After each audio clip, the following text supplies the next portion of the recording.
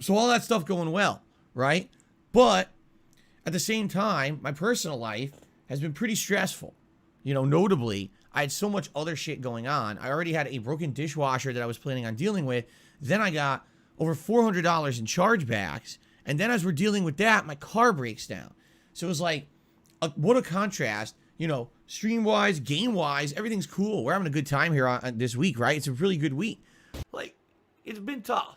My life has been tough over the last decade. It has.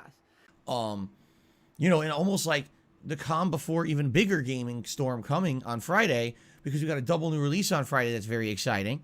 Games that people have been anticipating me to play for a while and have been really hyped to see me jump into Modern Warfare 2 and the Resident Evil 8 DLC, which we're going to talk about in a minute when we get to the schedule and how I'm going to be handling that. But, personal life, holy shit. It's like when they say, when it rains and pours, if anything can go wrong, it will go wrong. Everything comes in threes, all right? I have a follow-up today on the whole car issue that's been going on this week. And the follow-up, I'm not kidding you, is incredibly creepy. It's to the point where, like, it's October, right? It's October, so you like to hear spooky stories, you like to hear horror. You're about to hear real-life horror.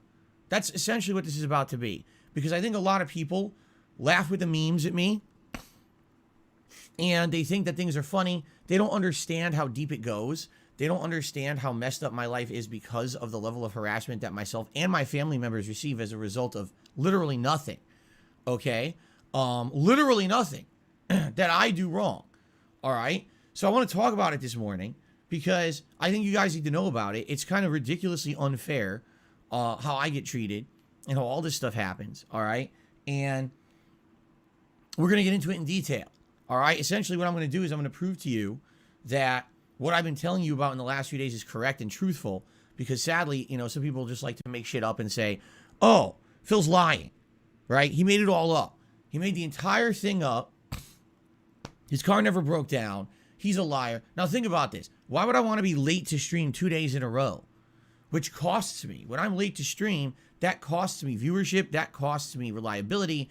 And a lot of times it can cost me money to not be here on stream on the right time. I lost about an hour of stream time on Monday. I lost about a half an hour of stream time yesterday. Thankfully today, the saga is over and I'm able to be here on time. But it's every time this happens, it's bullshit and it hurts me. Why would I just make shit up, right? Now, in addition to that, excuse me, as you guys know, in the last few days, the real reason that I've been telling you all about my car repair experience is because, number one, it's something to talk about that's fun on the podcast. It's a human experience that you can relate to. But in addition to that, it's like a cautionary tale about, in America, if you're going to get your car repaired, how to handle it. Because I was in a situation where I was basically trying to be like upsold on this repair, which is ridiculous. They were trying to double the cost of what the repair should have cost just to make a buck. And unless you're someone who has an insane amount of disposable income, which I don't, that's pretty alarming that you go to a business where you're trying to just get the essential fix so you can use your device again, whether it be a car, whether it be a computer, whatever it could be that breaks down and you need it repaired, and you get quoted something without much technical explanation whatsoever, all right? And essentially now you got to decide if what they're telling you is truthful. You got to figure out what you can afford. And again, we're going to talk about it today. I have the receipts and everything for you, so we can talk a little about it in detail, all right? So really, that's why I've been talking about it all week. If you haven't noticed, not once during this week have I said, hey guys, please pay for my car repairs. Hey guys, special event. All right? Right? Special event where I need to raise funds to pay for my car repair. We didn't do that. All right? Like I said, I have done things like that years ago. Excuse me. Pre-bankruptcy, where I just had no outs. Something happened and I needed money for something immediately, and I would do special events with goals and bars that would fill up and stuff. I don't like doing that unless there's an actual emergency. This is obviously not an emergency. This is just a shitty, a real shitty situation where, yeah, this is something that came up completely unexpected. Didn't plan on it. Don't have budget for it because I don't have credit. I declared bankruptcy 2.5 years ago. I don't have anything to back up stuff like this. I just got to kind of shrug and be like, it's life, right? So just because I mention it, right, doesn't mean that I'm looking for anything. If that were the case, I absolutely would have said, hey, I really need help right now, which I haven't done, okay? On my streams, and I make it very, very clear, if you'd like to contribute to the stream, it's always optional. There's no obligation to do so. My content is free. But what I do, it's disgusting, is tell you the best ways to support in a certain period of time. So for example, yes, very matter-of-factly this week, the fact that I just dropped over $1,000 on this car repair unexpectedly means that that's going to definitely put me back, and I'm going to be in a big problem here for the next few weeks. It would be great if people wanted to support the streams if they could tip. Why? Because I get tips right away. I can use it for essentials. You know, the things that money was going to go towards and can't now because I don't have that money anymore. You see? That's called being transparent. That's not extorting. That's not asking. That's not begging. That's just literally me being transparent with you guys. Okay? That's it. That's all it is. All right? But people want to spin it how they want to. They're assholes, right? And we know that. But the real interesting part about all of this week, this whole car fiasco, is that in reality, I used it for something, which no one knows of, and I'm going to reveal it to you this morning on the Level 1 podcast. This was actually an experiment. That's 100% a lie. Okay? As you guys know, earlier this week, I made an announcement very publicly on the internet. I said, I'm interested in doing a public interview with someone much bigger than me who has some clout and has viewership. And I want to get my side of the story out there on the internet, in regards to what's going on with me and the harassment that I get and all these things that happen. Okay? Why is it that everyone out there gets to repeat these memes that are not factually true, nor have they been vetted anywhere to be factually true? They have not been proven. It's just, oh, there's a high chance, maybe there's a coincidence, there's a conspiracy here. If this aligns with this, and if this adds up to this, and if Jupiter aligns with Saturn and Venus today, and if the whole circumference of the planet is spinning, and it spins at a certain velocity, and the cloud cover goes a certain way, it probably may be true. Okay? And what really pisses me off about all of this is that people pass around that shit on the internet as fact. They don't say, oh, it's maybe true. Oh, it's a conspiracy about Phil that could be right. You know, if everything is truthfully, factually true, but we can't prove it, right? Instead, it's just true. Why is Phil one of the most hated YouTubers? Because all this stuff about him is true. And I've seen countdowns, and I've seen all kinds of fucked up stuff in regards to this being done. Even bigger YouTubers doing these countdowns and shit with me on the list. And it's all bullshit, but I haven't really been able to defend myself. Do I defend myself? Of course I do, here on my streams. But how many people watch my streams? Right now we got 377 people on the Level 1 podcast, right? I'm sure my haters will clip and regurgitate the stuff I say on here and then immediately say, oh, it's all fake, it's debunked, you can't trust a word he says. Right? Even though they don't have anything factual to show either. All they have is conspiracy and stuff too that can't be trusted. But of course, I'm the one who needs to be distrusted, not the million people making up crazy shit. Okay? But that's the problem, is I can only defend myself on my own content, and I don't get any kind of viewership or attention on the internet. So what everyone hears is the one side, the negative side. Okay? They don't hear my side. And it gets to the point where it's not fair because, you know, I don't have money to sue everyone out there for slander. Right? I don't have the time to do that or the means to do that. So I can't shut them up. They get popularity. They get clickbait. They get money based off of the slander that they put against me on a daily basis. Right? But I can't defend myself. Now people believe. All right? People actually believe the nonsense. All right? They do. They actually think that like what is said about me on the internet is absolutely true. And it's not. It's bullshit. But they believe it is fact, okay? So my whole thing earlier this week was I want to do an interview with someone publicly, all right, where I get my story out there, and even if you don't believe it, all right, at least the story is out there, okay? Now, over the course of this week, I've had so many people contact me, fans, haters, you know, YouTubers, of many different sizes and statures, supposedly an actual legit gaming journalism company, among other things.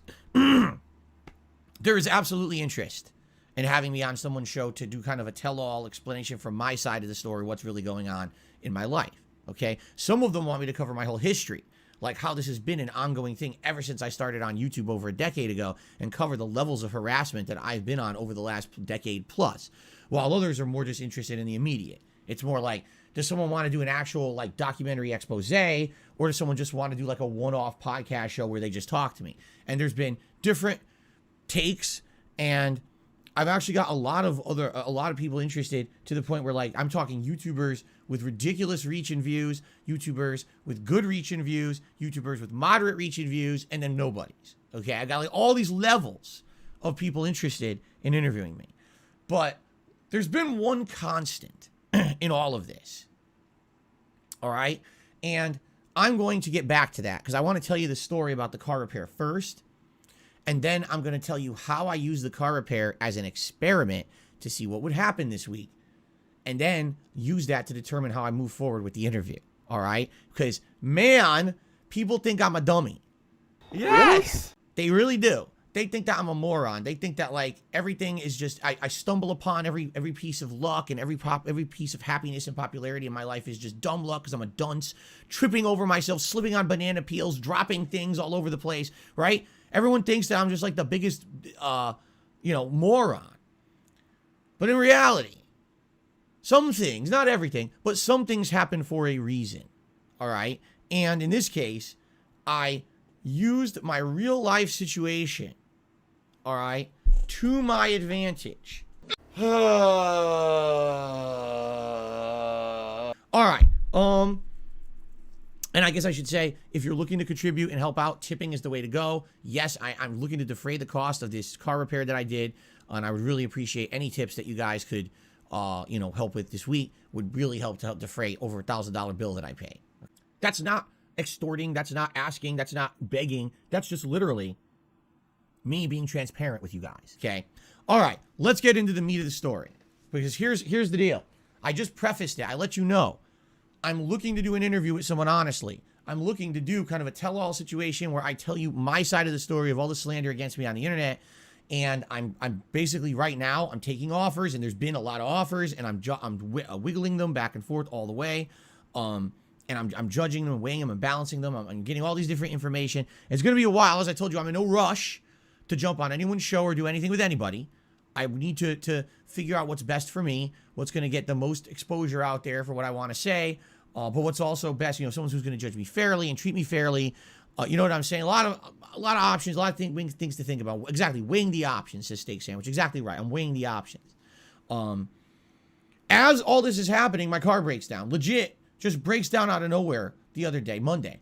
I'm like, this is ridiculous. Who would have expected that? It's a car that I don't really drive.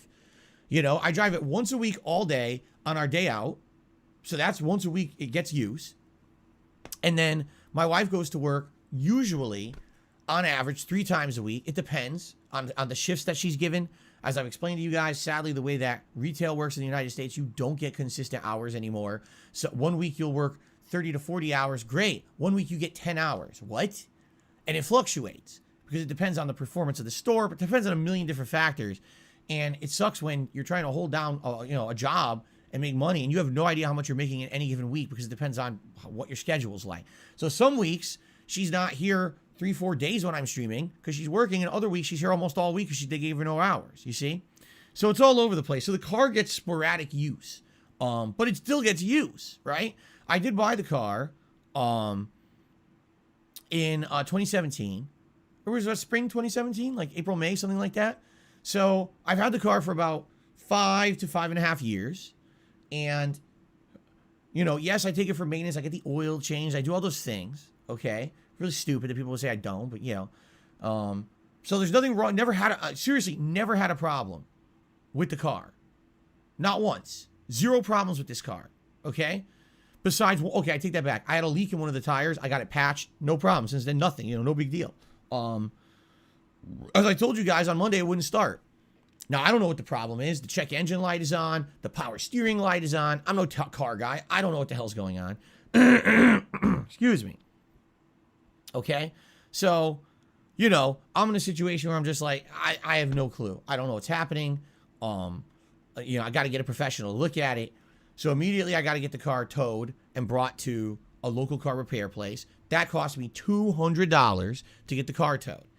Then when it's at the place, they can't look at it that first day. They wait. It sits there for 24 hours. They finally yesterday call me. Here's what they want to do to the car. All right. Now, what I'm going to do is I'm going to go through what they proposed and told me, and then I'm going to show you the actual invoice of what work was done and what I paid. All right. So here's what they wanted to do. All right. So, of course, you take it to a place, they're immediately going to charge you the moment they look at the car. So they charge you $100 just to check the computer of the car. This is literally, no exaggeration, hook up a wire, press a button, and it tells Dude, I look so stupid. you what's wrong. $100. That's America, ladies and gentlemen. Okay? Some places do it for free. This place, no.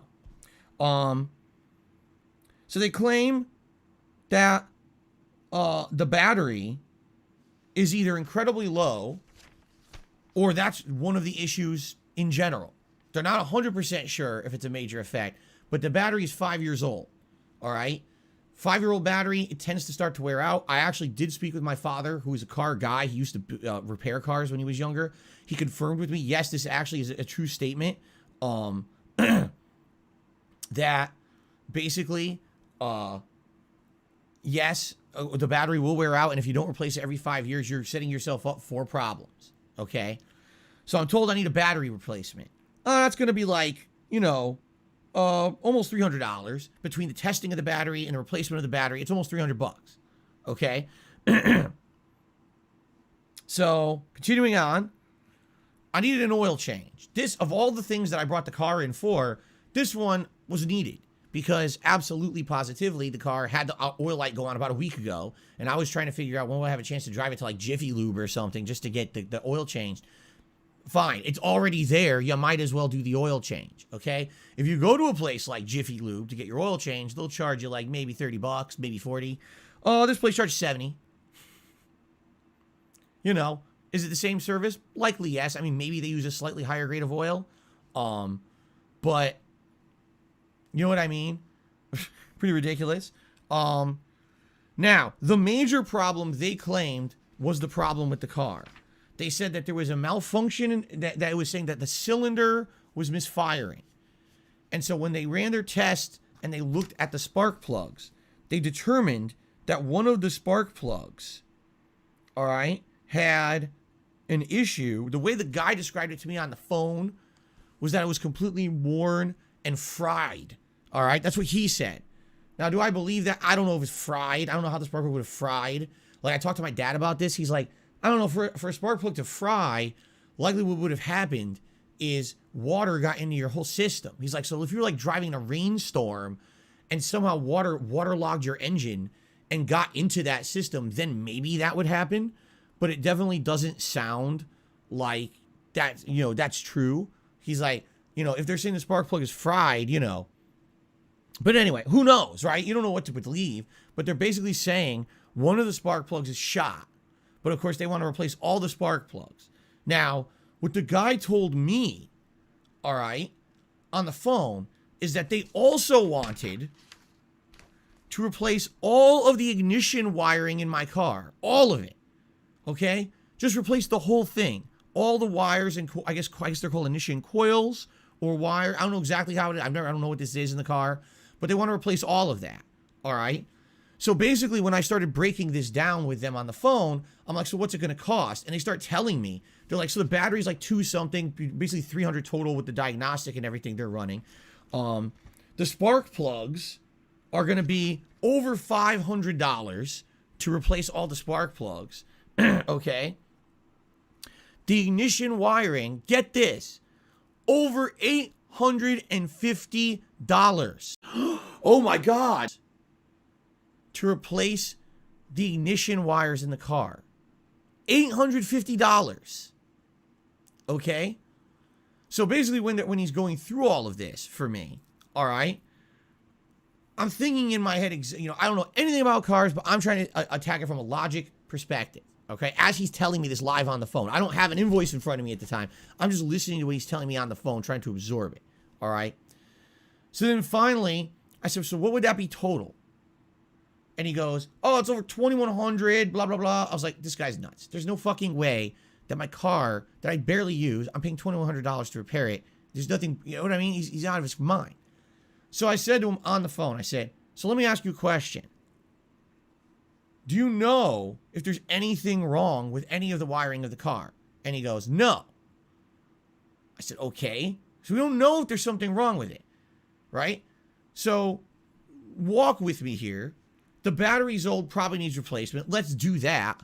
Oil change is a no-brainer. It needs it anyway. You're saying the spark plugs are damaged. Fine, let's replace them. Replace what's broken. But what about this insanely large $850 charge that you're trying to get me to do here when you don't even know if there's anything wrong? And he starts to explain, and he's like, well, you know, typically when spark plugs are changed out, if we have a situation like this, you would want to replace all the components associated with the spark plugs, because that way you're completely eliminating any chance that the same issue would happen again, and yada, yada, yada. So after I do that on the phone with them, okay, I immediately call my father, and I talk to my dad, and he basically confirms I did exactly the right thing. He's like, yes. He's like, if the spark plug is looking like it's fried, you should have it replaced. But there's no evidence as to the wiring. Why would you fucking rewire the car? It's like, what? No, you're not going to do that unless, this is again, if you're rich and you're made of money, you have insane disposable income, and you want to absolutely prevent anything from ever happening again with your car, then you do that kind of shit. He's like, but there's absolutely nothing that you would do. That's crazy. Okay. So he confirms, yes, pretty much everything is fine. He says, and as long as as they replace those components and your car starts, you're good. Okay.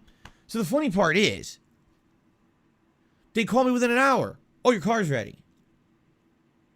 So again, this giant amount of work they're quoting me, and then it's done in an hour. So obviously it's not anything extravagant. It's not a lot of work they had to do. It was a quick fix, but they're trying to charge me so much money for it. It's absolutely insane. You know what I'm saying? Like, they're out of their fucking minds. So basically, I'm like, well, what can I do? Right? So what did I do?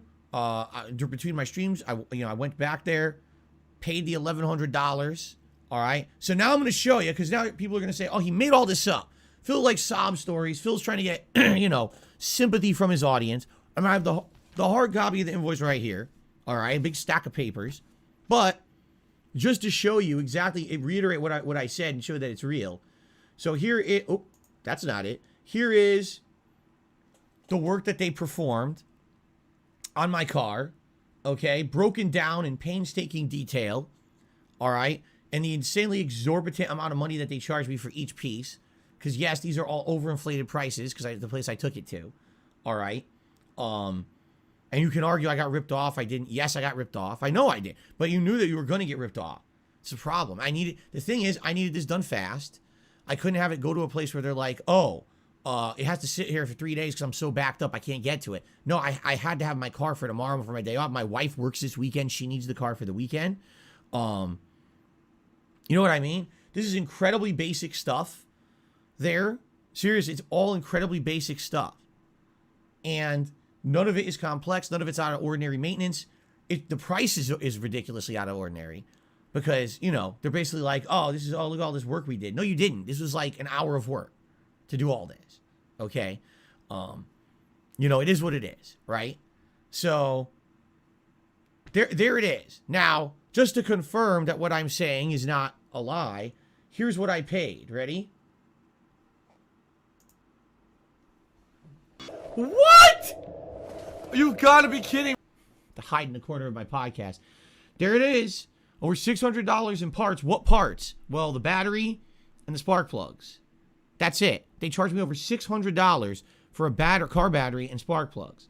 Labor, $360 for them to plug it into the computer for it to say what's wrong and to replace a battery and to replace spark plugs. $360 of labor. Okay? Shop supplies, yes, our state tax is high. I'm aware of that, but we don't have any income tax here. State income tax, that is. And there's your total. All right? So that's what I paid in order to get the car back yesterday. And yes, the car runs fine. Yes, everything's good. You know, they did a good job. It's not like they did a half-assed job. The car is clean. It's not like they fucked it up or anything like that. I'm not going to complain and say, oh, they did a bad job. They did a good job for what they did. For the price they charged, they better well have done a fucking good job, right? Now, they gave me another piece of paper, okay? Suggested preventative maintenance. Suggested preventative maintenance. All right? On this piece of paper, they recommend replacing all the ignition wires for $850 and replacing the carbon air filter, all that is the air filter in your vent system, for $50. All right? So they're suggesting I take the car back and spend, no exaggeration, another $1,003 for preventative maintenance. Now, I just want to clarify something. When I was on the phone with them yesterday morning, they did not say that replacing the ignition wires was preventative maintenance. The guy spoke on the phone as if this was something wrong with the car that needed immediate attention. He never mentioned this is to make sure that it doesn't happen again, or, you know, this was, oh, you need this done. Okay, the way he said it on the phone. So they do it again. They do it on purpose because they're trying to make you think this is what you need to do to get your car fixed when you're not. It's a way for them to make an insane amount of money. Okay?